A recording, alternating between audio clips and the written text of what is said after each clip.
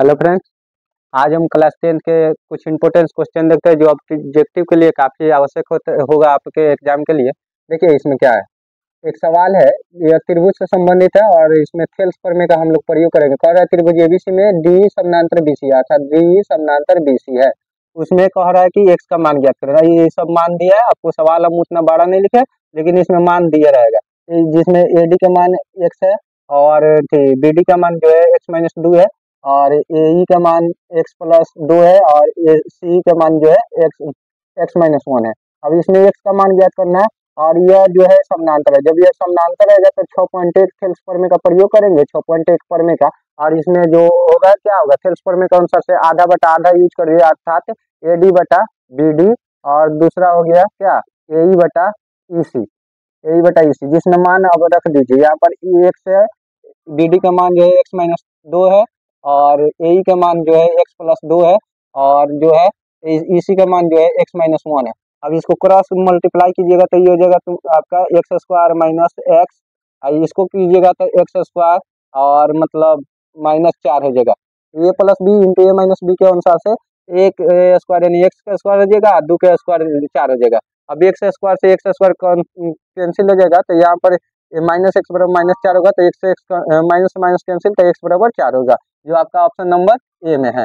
और दूसरा सवाल हम लोग देखते हैं। देखिए जो लंब है बीडी जो है एसी पर लंब है तो कह रहा है कि बीडी का मान ज्ञात करिए, इसी का मान ज्ञात करना है इसका। तो इसका एक तो थ्योरम होता है बीडी का स्क्वायर, अर्थात बीडी का स्क्वायर जो है और इसका एडी गुने सीडी, आधा बटा आधा गुना हो जाता है तो एडी गुने सीडी हो जाएगा, अर्थात बीडी के स्क्वायर इक्वल टू एडी का मान है 9 और सीडी का मान है 4 और इसको कीजिएगा तो बीडी स्क्वायर इक्वल टू कितना हो जाएगा 36 और बीडी इक्वल टू इधर स्क्वायर है तो उधर जाएगा तो रूट 36 का वर्गमूल कीजिएगा तो ये हो जाएगा 6, जो ऑप्शन नंबर आपका डी है। तीसरा सवाल देखते हैं, आइए। एल समानांतर एम है, रेखा जो है ये एक एल रेखा है और एक एम रेखा है, ये दोनों एक दूसरे के समानांतर है तो इसमें कह रहा है ए का मान ज्ञात करिए।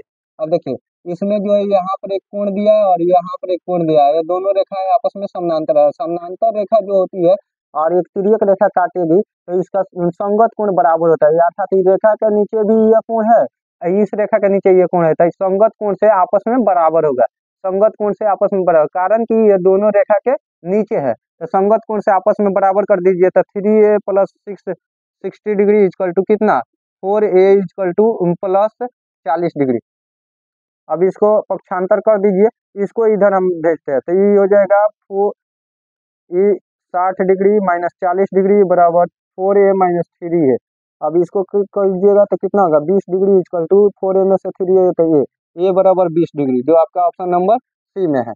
अब यहाँ पर देखिए एक सवाल हम इस पर भी लिए हैं, देखिए इसमें क्या कर रहा है, ये एल समानांतर एम है और ए का मान ज्ञात करना है।